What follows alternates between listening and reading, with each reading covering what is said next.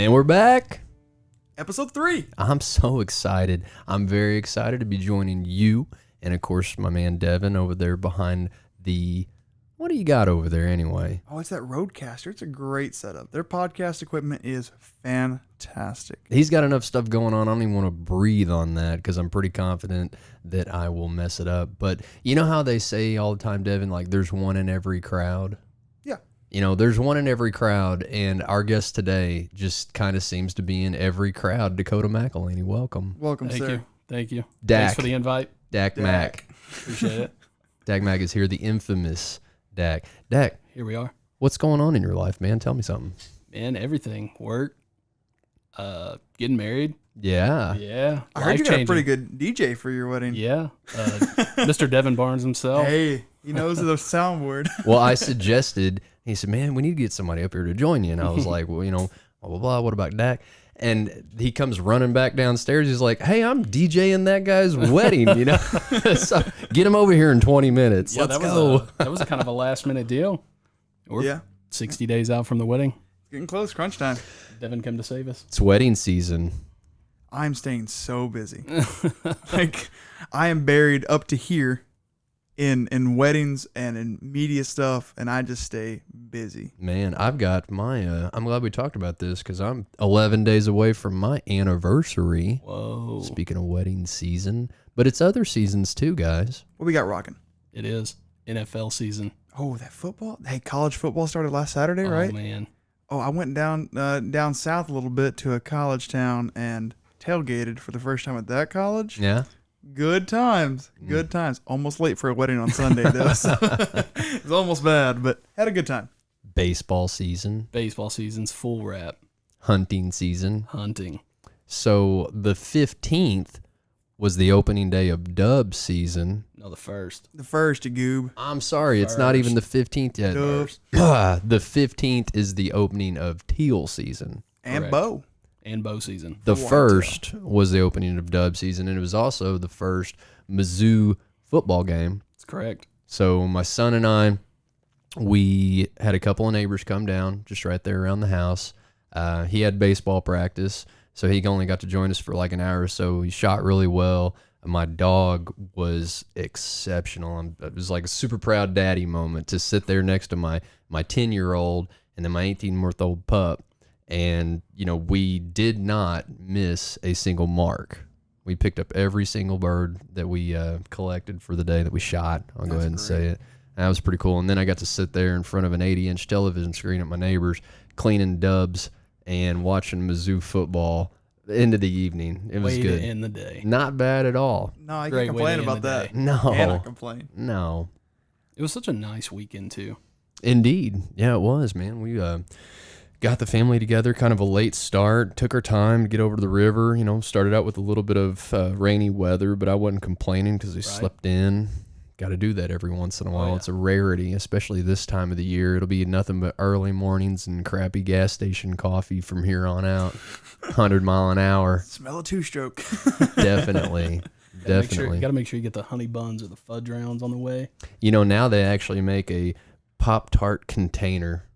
What? Yeah, man. It's for hunters, for yeah, sure. Absolutely. Yeah, I mean, this is camouflage. This little rascal, you know, you see people with a flask. They got a flask, and right behind it, they got a polymer Pop-Tart container. Well, I mean, you know, Pop-Tart's a wonderful snack to enjoy in the great outdoors, but it's inevitable that when you pack that rascal away, by the time you get out there, it's in a million pieces. And not only that, you say you're in the deer blind, you got a big old buck coming in and You got aluminum foil that rattling. wrapper Yeah. is awful. Yeah. It's so loud. But yeah, the Pop-Tart container would be really, really That's helpful. smart. That's how I rattle them in. With your Pop-Tart. Pop-Tart wrapper? Yeah. Yeah. They're used to it. He hand feeds them wild berry Shaking. Pop-Tarts from the top of the stand. Shaking it out there. Have you got to do any wing shooting yet, Dak? I did dove Yeah. this past weekend. It was a great morning, Awesome. especially with how little fields are cut in this area. Yes. We hunted popcorn. We've had great luck out of popcorn fields the past probably 12 years. Mm-hmm. The only thing I don't like is when you're hunting the edge of a popcorn field and cotton's next to it. Absolutely. Gotta have that dog. You either have a dog or you get soaked early in the morning with the dew. Man, that is exactly what happened. So this morning I went. and we were hunting beside a prairie grass and soybean field, and we were we were kind of catching the crosswind where they're coming flying through, and we could have saw the usefulness of a dog. I'll say that for sure. It would have been very beneficial today. But it was a great morning. My shoulder's nice and sore, so I see the benefit of my nice morning away from the office. Oh man, my first popcorn experience. Some buddies from the next county over several years back. They said, "Hey, there's this field. It's loaded. You got to come. It's going to be a blast. I guarantee you." That you'll get your limit. And if you don't, it's just because you ran out of shells or you just flat can't shoot. Bless you. Brace yourselves. Excuse me. Headphone user warning. Oh, man. Did I get far enough away from the mic? It was loud. I had to cut all that out. So anyway, my first popcorn field experience, guys from the next county, they call me. They're like, man, we got a place. Just, show up Saturday morning. We'll meet at the wherever, probably a gas station, and we'll take off from there. I said, man, cool. I'm by myself. Got my dog. I probably met 4 other guys. And we take off. I'm following them because, of course, I got all my junk in my trunk. Junk in the trunk? Stuff in the bed. And as we start kind of, getting off of the beaten path, it's more and more trucks. And I'm thinking, all right, this is a good sign. There must be a lot of dove in the area. We're going to do well. Well, after a while, it occurs to me that we're all headed in the same direction. I mean, it looked like the opening day of school. Oh, yeah. On this field road. And there was 150 people. I'm not exaggerating. In probably a 200-acre popcorn field, and I'm not accustomed to this. That's how it throws down. I'm sitting here going, guys, this is not how we roll. Every year. 10 people is a big hunt for me in the way that I'd grown up. I said, hey, man, don't worry about it. If it weren't for all of these people, you would not be as successful. You have to surround this place. I'm going, okay, and we've pretty much drive our trucks. Everybody's just parking 50 yards apart. You're literally sitting within shotgun distance of your truck, just right out in the field. And I'm like, man, I'm going to get shot. And they're like, yeah, just kind of duck. Just duck. Just move your head. I'm like, okay, are we going to be picking shot out of my face today? And I mean, I was grumpy about it, like flat out. I sat there and then I looked down. I'm like, wow, there's a lot of, I've done really well this morning. Maybe there's something to do that. I need to get over it. And yeah, of course they were all wanting to meet up and hang out on tailgates at the end of the day. I'm like, nah, man, I got stuff to clean. I got stuff to do. I'm trying to get out of here. This is all probable cause around this field right now. The more the merrier in the field, the better hunt you will have. Oh, yeah. And if you're one of the brave souls that can not sit the perimeter, but sit in the middle of the field, in the hot zone, you're probably going to limit out first. You got to have that head on a swivel out there. Absolutely. It'd be 360. You don't even get a seat. You don't even get a bucket to sit on. You just get out there and lay down. That's why I like fowl hunting in general, because the camaraderie is so much better. Oh, yeah. You're out there with your friends having a great time. That's especially with like dove hunting. If you're on the perimeter of a field, guys are calling them out for you over your back, and you just turn and you're blasting them. It's great. It's much more fun that way. And you nailed it. So, occasionally I will be erroneously mistaken as, hey, you're a duck hunter. I'm like, no, I'm a hunter. Right. Okay. I mean, I'm a conservationist. I would like to at least have that self-proclaimed label. I'm trying to follow in those footsteps, but I lean toward wing shooting, and mostly because there's a social element with it. Yes. You can take a buddy deer hunting, but that's a little bit complicated. You can't sit there and shoot the breeze all day long. Right. I mean, you could go on a bird hunt and podcast while you're out there. I mean, oh yeah. Essentially. And, the idea that, you don't have to sit still. You don't have to be quiet the whole time. You can have breakfast, you take lunch out there with you. That's just a really cool thing. And of course, we tried our very best to adhere to certain traditional elements. Can't think of any right now. But no, adhering to, of course, all state and federal laws, and then we try to self-police ourselves, in certain ways. We're shooting 3-inch shells, in these certain spots. We're not going to shoot 12 gauges today. We're not going to shoot until 8 o'clock. We're going to, end at noon. We're not going to overshoot this place, give the birds a chance to stick around. And ultimately, you're going to have a better rate of success for the duration of the season. Oh, yeah. But in your experience hunting, Dak, tell me a hunting story. Tell me one of the wildest hunting stories. I see your face. Wildest hunting story. And we're talking like an old man hunting story where it's like nobody can confirm or deny it. So you just tell us what it sounds like. We'll just go back to the first year of dove hunting for me. All right. 11 years old, going with the husband of my cousin. So it'd be my cousin by marriage, who I've hunted with every year since then, since they've been married.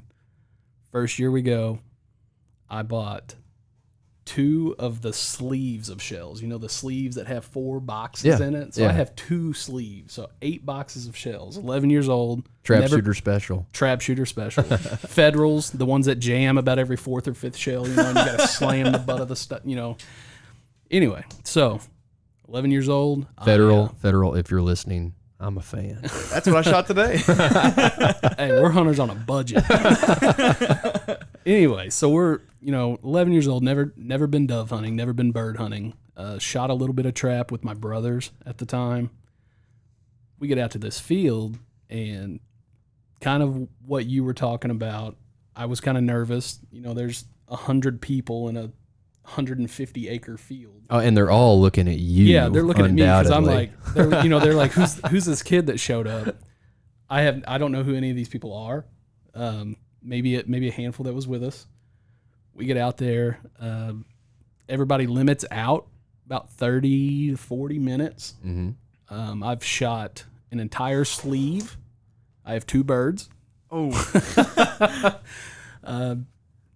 We finished that up, went out that afternoon. I did end up getting my limit that day. Next day, we just sat around, watched Cardinals baseball, and grilled dove. That's a good story. America. Man, I could see the little bald eagle kind of landing on your shoulder when you finished that up. I like it.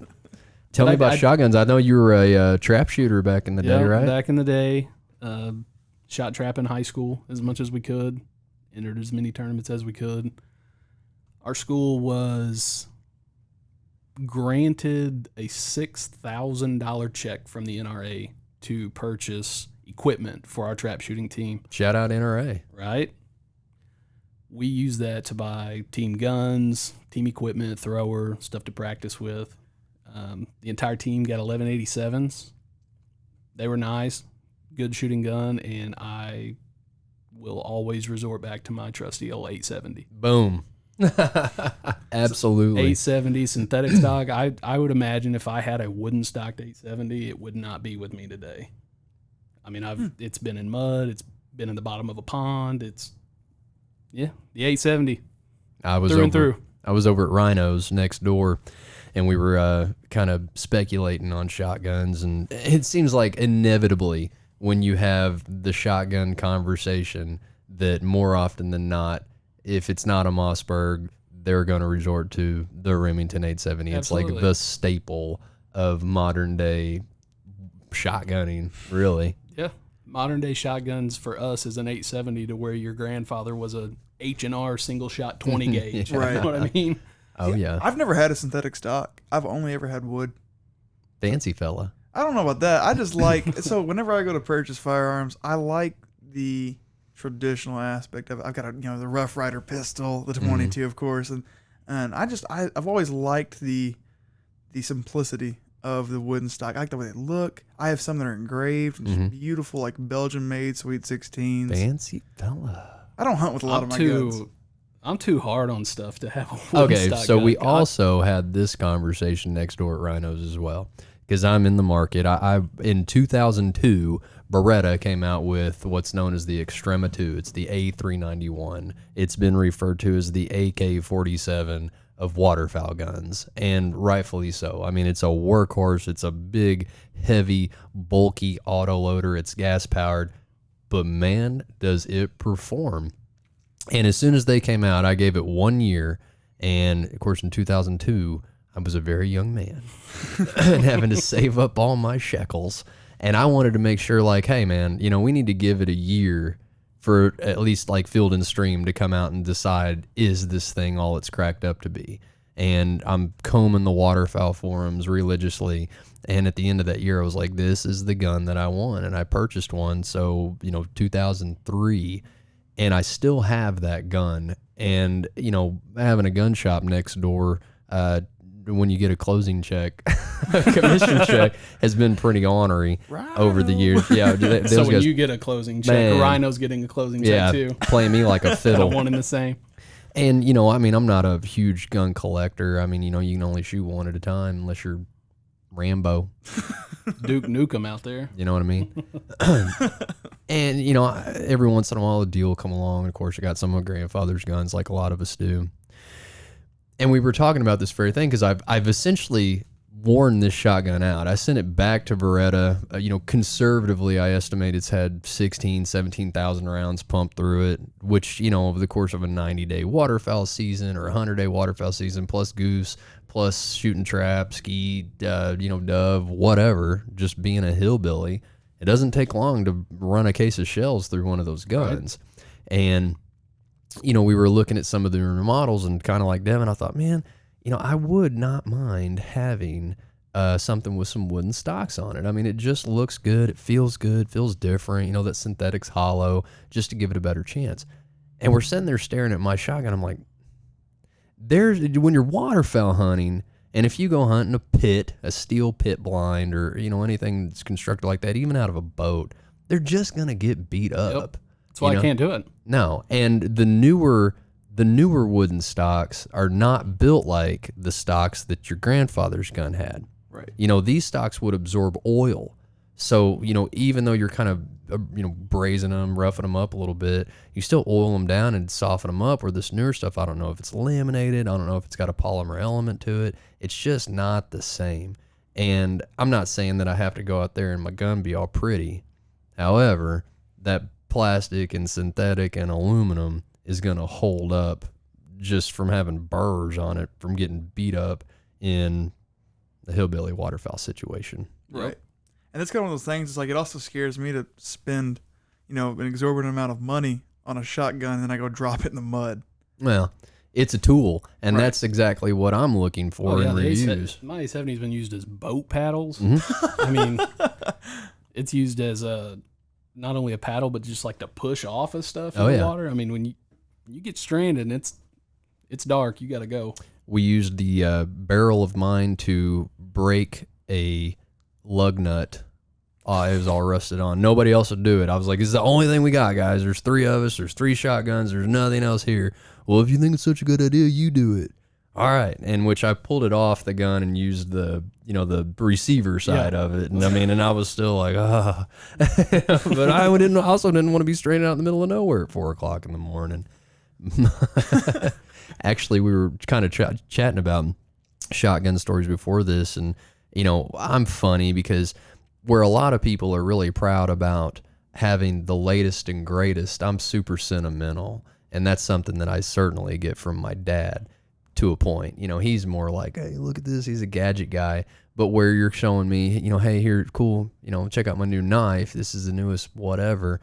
You know, I'm more proud to be like, look at my Gerber that I've had since I was 14 years old that I still have and still carry with me. And, you know, when I'm looking for, I guess, a new model of something, that's what's in my mind. You know, what's going to last? What's going to still, you know, be a performing gun? What's going to be something that you're proud to have? And then you have all of these experiences with this gun at your side, and you just kind of get a sentimental attachment to it. But several years back, my brother and I, he's got the exact same shotgun as mine. You know, I used it long enough that he was like, that's the one that I want. I've seen that thing's it's seen some stuff. You know, it's a warrior. And we went on an afternoon hunt down on the state line, and it started raining and raining and raining and raining. I'm talking like Forrest Gump, Vietnam scene rain. And we had a really good hunt, but we had to walk up and over this muddy bean field. And if you've ever done that, that'll make a man out of you in a quarter of a mile. Your thighs man. will start hurting. My They'll teeth. start burning. Oh, so bad. And of course, I was rolling in a Suburban, and we popped the back hatch, and I had a boat hooked up. And I sat my gun on the bow of that boat, and we undressed. We're soaked. We throw all our stuff in the back. And of course, I glance back there and see a black shotgun, take off. About an hour later, we pull into my driveway, and we start unloading everything. There's only one black shotgun. I'm like, crap, we got to go right now. And he's like, it's 10 o'clock at night. It's still raining. I'm like, I don't care. Well, we drive back down to where we had, last seen my buddy, my Beretta. And the the gravel road that we were going down was about a foot underwater.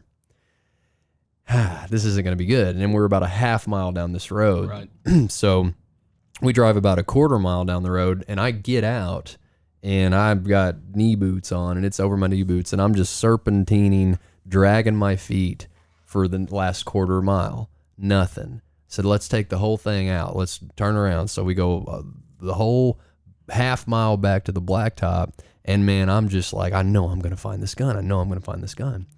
And my brother's smiling. He's driving. He's got the window cracked, and he's yelling at me, just give up, dude. We can come back later. We'll find it. We'll be the first ones here. Come on. Nobody. I said, it's not about that. I got to get it right now. This is going to drive me crazy. Plus I want to use it tomorrow. Right. Yeah, you're going to lose sleep at night. So we get back out on the blacktop, and, I get in the passenger seat, and I'm just sitting there quiet. And my brother's driving. We get about another half mile down the road, and there's a big curve in the highway, and he slows down. And I mean, it's as black as it could be for a night. We're on a blacktop highway. There's not even any paint in the middle of it. Yeah. All right. It's still pouring rain. And my brother stops the truck, and he gets out, and he grabs that shotgun. It was laying in the middle of the freaking highway, like 2.5, maybe 3 miles from where he originally took off. And he said, man, when we were driving back, I thought I felt you run over something. And it just occurred to him, to be looking, which I don't even know how he saw it. It had to be totally just a wild guess. This was the spot. And I get out, and of course we did. We were probably the only car that went down the road that night. We ran over it. We broke the cocking handle off of it. It kicked the emblem off of it, marred it all up, back and forth. And I took a pair of needle nose pliers and went, bam, bam. And I hunted with it like that for like the next 2 weeks while I wait on Brownells to send me the part. And it works. It works. It still works to this day. I sent it, like I said, I sent it back to Beretta. Last year, the technician called me. He's like, man, what is wrong with you? Why would you treat a gun like this? Like, you don't understand, bro. I clean it every time I come, it leaves the house. I'm very meticulous about my weapon. I mean, I want it to survive. I want it to last, but it's got to do the work, man. It's got to last. Now, you're not always hunting out of a, Rolls Royce. I mean, you had a similar shotgun story. Yeah. Which one? Well, you said you lost one. Your 870. No, I've never lost it. Oh. It's been ran over. Really? Yeah, it's been ran over. Cracked the stock, had to put a new stock on it, but other than that. Was it a wooden stock? No. Oh, see? They're synthetic. It failed you that time. Given a vehicle ran over it, but Yeah. Just had a crack in it, which it probably would have been fine, but at the time it was right. next to nothing. I mean, it was nothing to fix it. Right. Oh, yeah. Hey, now we've talked about, shotguns and kind of our equipment on that end. Of course, being in Missouri and, the Delta especially, it gets kind of cold. What is your guys' go-to for insulation and whatnot, if that kind of matter? Devin, I'm pretty well insulated, so I'm cold right now. I'll be the guy in a blind with a long sleeve t-shirt and pants. Man. I don't need the insulation. I'll get hot and then I get mad. Well, see, this is why I feel a little bit sorry for wild game nowadays. I mean, you got to think we have Gore-Tex, that alone, and the waterfowl gear that's available out there that you can use, of course, for a lot of other. I mean, kids go sledding, and I'm out there in breathable waders because I'm totally waterproof. Right. But, even when I've started hunting as a little guy, I mean, I can remember wrapping my feet in newspaper and then plastic trash bags because this stuff is like ball rubber waders and it just leaked and had no insulation. You know, you're putting Carhartts on and wiggling down into a pair of boots that are 5 times too big for you, and you're just freaking cold, you know. And even if you're not getting cold from the outside, it's the walk in because it's not breathable. You know, you get all sweaty and then you freeze to death from the inside out.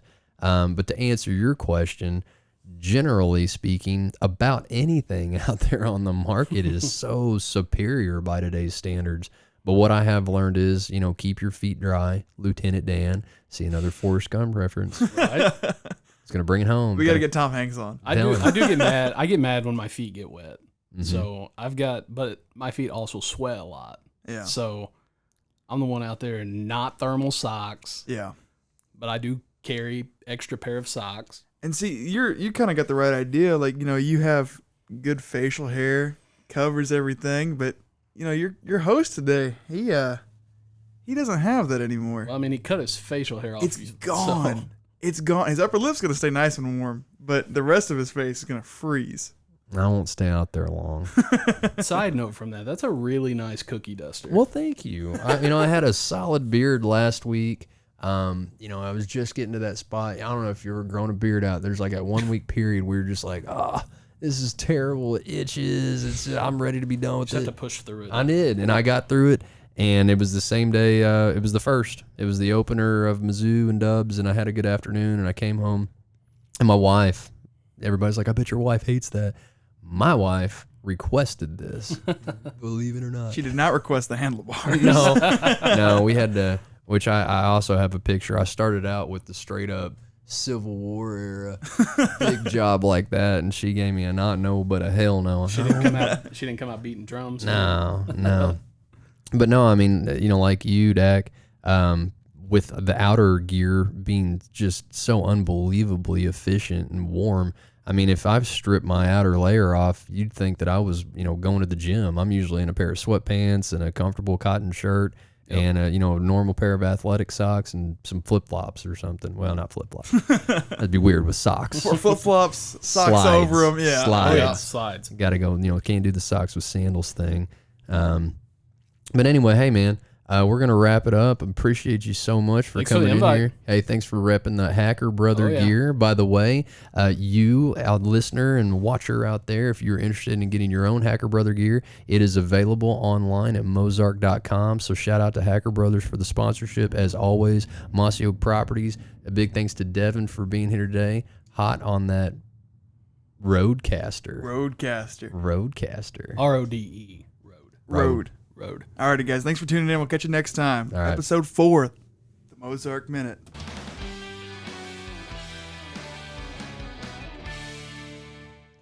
Hey, guys. If you like that episode of the Mozark Minute, be sure to check back every week on Spotify, YouTube, and Facebook as we keep you up to date on what's up to date.